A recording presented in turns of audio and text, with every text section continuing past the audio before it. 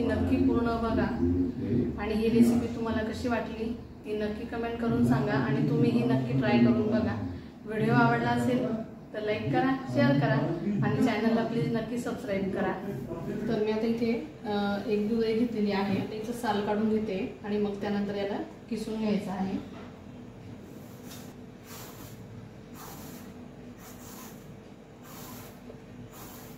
साल काढून झालेला आहे, तर आता याला मी किसून घेते। तर आता ही दुधाई सर्वच किसून झालेली आहे। तर आता काय करायचं आहे, दुधाईचा आपल्याला सर्व ज्यूस काढून घ्यायचा आहे।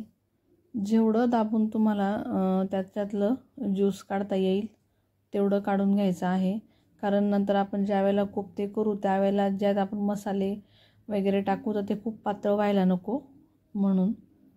तर अशा पद्धतीने त्यातलं ज्यूस काढून घ्यायचं आहे। तर मी बाकीच्या उरलेल्या दुधाईच्या केसचा पण ज्यूस काढून घेते। तर सर्व दुधाईचा इथे ज्यूस काढून झालेला आहे, तुम्ही बघू शकता छान कोरडं झालेलं आहे। तर हे ज्यूस आपल्याला फेकायचं नाही आहे, तर हे आपल्याला नंतर भाजीमध्ये वापरायचं आहे। तर मी आता इथे एक दुधाई छान किसून घेतलेली आहे। तर यात आता आपल्याला काही मसाले टाकून घ्यायचे आहेत, तर ते काय लागणार आहे ते आपण बघूया। तर काही नाही, जे आपल्याकडे मसाले आहेत तेच टाकायचे। लाल मिरची पावडर, हळद, धना मसाला लाल मिरची पावडरच्या ऐवजी मी इथे आलं, लसूण, हिरवी मिरची याची पेस्ट बनवून घेतलेली आहे, तर मी ती टाकून घेणार आहे। तर मी आता इथे लसूण, हिरवी मिरची, आलं याची पेस्ट टाकून घेते।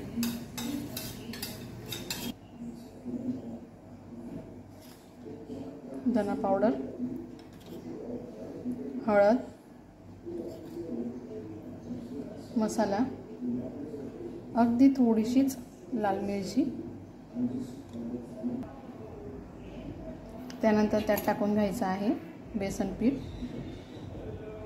बेसन पीठ अगदी थोडंच घालायचं आहे।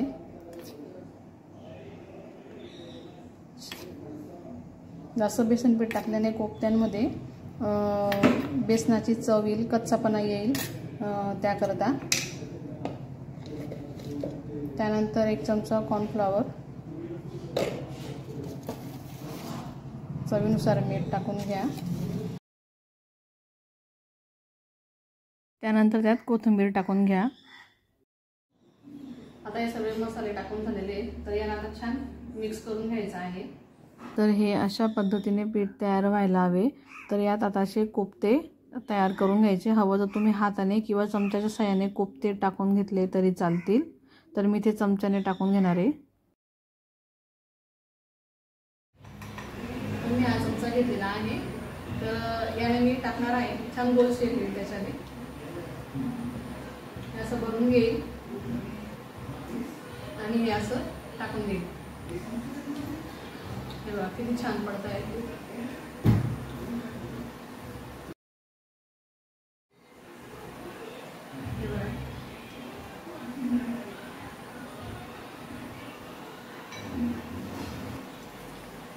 तर हे कोफ्ते मीडियम फ्लेमवर तळून घ्यायचे, कारण ते आतमध्ये कच्चे लागायला नको, बेसन पीठ खाताना लागायला नको, म्हणून मीडियम फ्लेमवर कोफ्ते तळून घ्यायचे आहेत। तर तुम्ही बघू शकता की कोफ्ते छान लालसर रंग आलेला आहे आणि छान तळले गेलेले आहेत। अशा पद्धतीने तळून घ्यायचे आहेत।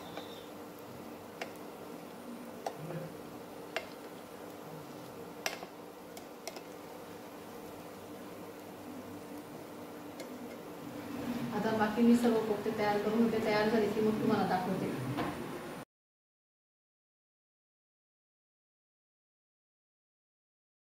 तर तुम्ही बघू शकतात किती छान कोफ्ते तयार झाले, त्याला छान कलर आलेला आहे, छान तळले गेले आहेत।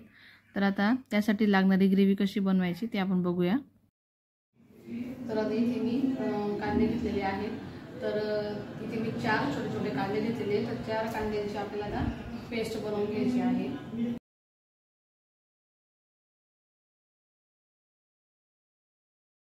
कांद्याची पेस्ट तयार झालेली आहे, तर मी तिला आता एका बाउलमध्ये काढून घेते आणि त्यानंतर टमाटा आलं, लसूण आणि कोथिंबीर याची एकत्र पेस्ट बनवून घ्यायची आहे।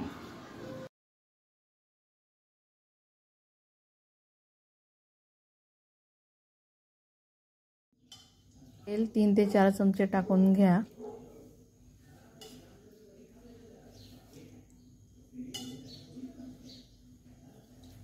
आता यात हे मसाले टाकून घ्यायचे। खडे मसाले आहेत, वेलदोडे, मिरे वगैरे आहे मसाले, हे यात टाकून घ्यायचे आहेत।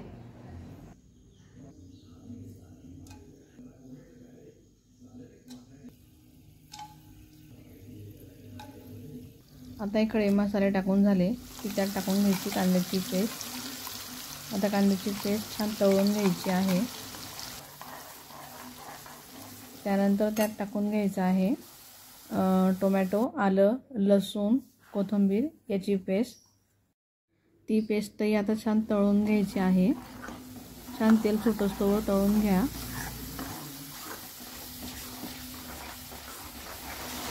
तर हे छान तळून घ्यायचे। त्यातलं तेलही छान सुटायला हवं आणि त्यातलं पाणी पण निघून जायला हवं।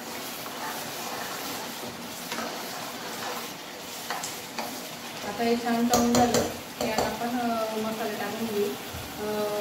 लाल मिरची पावडर, हळद आणि जे आपल्याकडे रेग्युलर मसाले असतात ते, त्यात परत किचन किंग मसाला, तर तुमच्याकडे जे मसाले असतील ते तुम्ही टाकू शकता। आता हे छान तळून झाले तर मी आता यात मसाले टाकून घेते। आता मसाला छान तळून झालेला आहे, त्यात काही मसाले टाकून घेऊ। लाल मिरची पावडर, हळद, काश्मीरी मिर्च पावडर, धना पावडर, मसाला, काळा मसाला, धना मसाला। आता हे छान मिक्स करून घ्यायचं आहे। त्यात थोडंसं पाणी घालायचं आहे की मसाल्याला छान तेल सुटायला व मसाला छान शिजायला हवा, म्हणून त्यात थोडंच पाणी टाकून घेतलेलं आहे। आता हे छान व्यवस्थित मिक्स करून घ्यायचं आहे। आता यात आपल्याला आपण जे ज्यूस काढून ठेवलेलं होतं दुधाचं, तर ते टाकून घ्यायचं आहे। तर पुन्हा याला व्यवस्थित मिक्स करून घ्यायचं आहे आणि याला झाकून ठेवायचं आहे।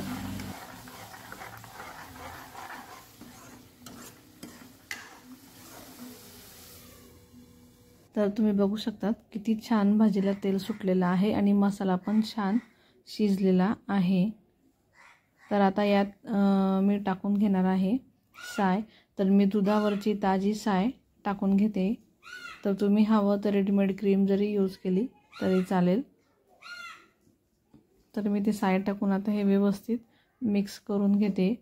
सायने टेक्स्चर पण छान येतं आणि भाजीची ग्रेव्ही पण खूप छान लागते, म्हणून साय टाकूनच घ्या। त्यानंतर तुम्हाला जेवढी ग्रेव्ही हवी आहे तेवढं तुम्ही पाणी त्यात टाकून घ्यायचं आहे आणि चवीनुसार मीठ टाकून घ्या आणि छान अशी वरून कोथिंबीर टाकून घ्यायची आहे। आता भाजीला छान उकळ येऊ द्यायची आहे।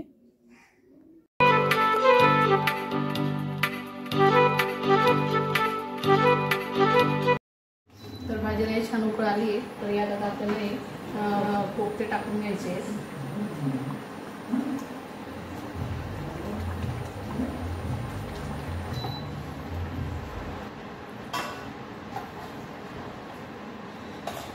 छान कोफ्ता, दुधाची कोफ्ता करी तयार झालेली आहे।